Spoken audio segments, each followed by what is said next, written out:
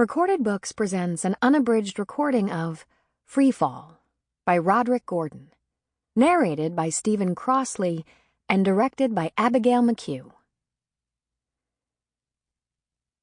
The author begins this part of the tunnel story with two quotes. The first is from the poem East Coker, 4 Quartets by T.S. Eliot. In order to arrive at what you are not, you must go through the way in which you are not. And what you do not know is the only thing you know. And what you own is what you do not own.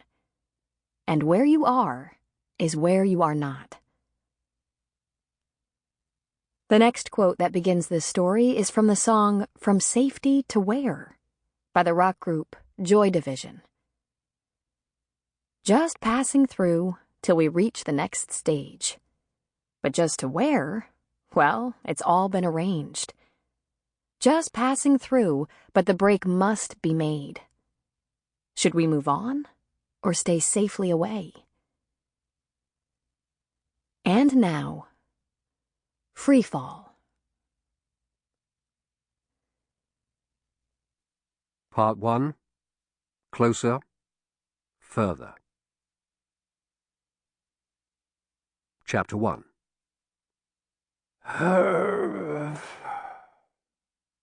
Chester Rawls groaned softly to himself. His mouth was so dry it was a few moments before he could actually speak. "Oh, Mum, leave off, will you?" he finally managed to say, but not unpleasantly. He felt a tickling at his ankle, just like his mother would do when he'd failed to react to his bleeping alarm clock and haul himself out of bed. And he knew that there would be no respite from the tickling until he threw back the blankets and began to get himself ready for school. "Please, Mum, just another 5 minutes," he pleaded, his eyes still shut tight. He felt so snug that he just wanted to lie there for as long as he could, savouring every second. In truth, he would often pretend that he hadn't heard the alarm because he knew his mother would eventually come in to make sure he was up. He treasured the moments when he'd open his eyes and she'd be sitting there, perched on the end of his bed. He loved her breeziness and her smile as bright as the morning sun.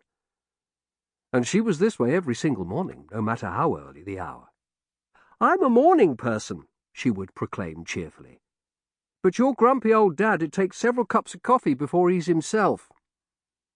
Then she'd imitate a mean face and push her shoulders forward and make growling noises like a wounded bear. And Chester would do the same, and they'd both laugh.